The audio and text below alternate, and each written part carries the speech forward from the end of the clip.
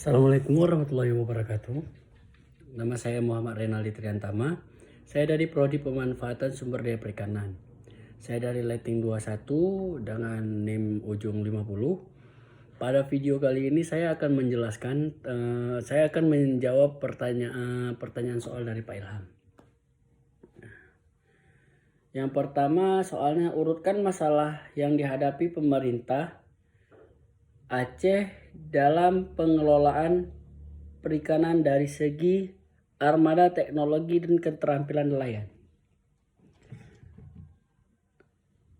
Masalah dari segi armada, potensi sumber daya perikanan yang ada di Indonesia memiliki banyak keragaman, namun armada tangkap yang berada di Provinsi Aceh masih didominasi oleh kurang dari 5 GT, sehingga wilayah jelajahnya sangat terbatas. Tapi sekarang sudah ada mulai kemajuan, bukan saja 5 GT, bahkan sudah ada 25 GT. Masalah dari segi teknologi, nelayan Aceh masih banyak tergolong miskin, sehingga tidak semua nelayan menggunakan teknologi penangkapan ikan dan masih banyak yang mengandalkan tanda alam dan mencari ikan.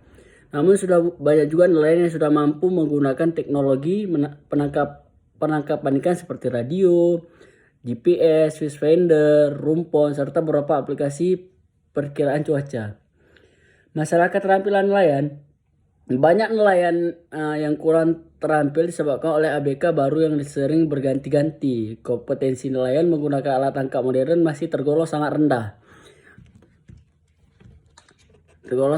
Mereka biasanya menunggu aba-aba dari mandor atau pawang. Yang kedua soalnya, untuk menjaga keberlanjutan sumber daya perikanan, apakah penting melibatkan kearifan lokal? Jawaban yang kedua, melibatkan kearifan lokal sangat penting untuk menjaga keberlanjutan sumber daya perikanan. Kearifan lokal berasal dari pengetahuan tradisional yang diperoleh dari pengalaman turun-temurun.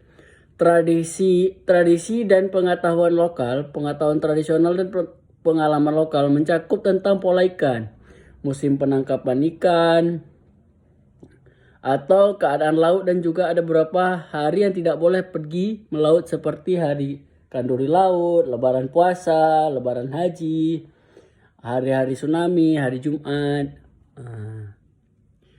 Yang ketiga, buatlah rangkuman singkat apa yang disampaikan pada kuliah umum Jumat yang lalu. Kuliah singkat. Mungkin yang saya dapat pada materi yang lalu, pada pertemuan kuliah tamu kemarin, yang saya tahu pramateri menjelaskan sedikit tentang karbon dioksida yang terdapat di laut.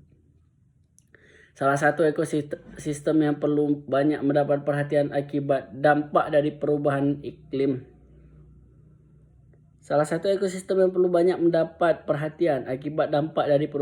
Adalah ekosistem laut.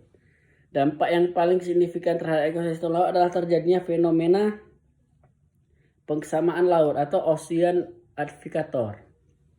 Pengsamaan laut adalah istilah yang menggambarkan proses di mana berbagai aktivitas manusia meningkatkan penyebaran karbon dioksida atau CO2 dari atmosfer, sehingga menyebabkan penurunan tingkat pH air laut. Penyebab utama peningkatan kesamaan laut adalah aktivitas manusia. Peningkatan aktivitas manusia tidak lepas dari pembuangan sampah yang bersifat antropogenik.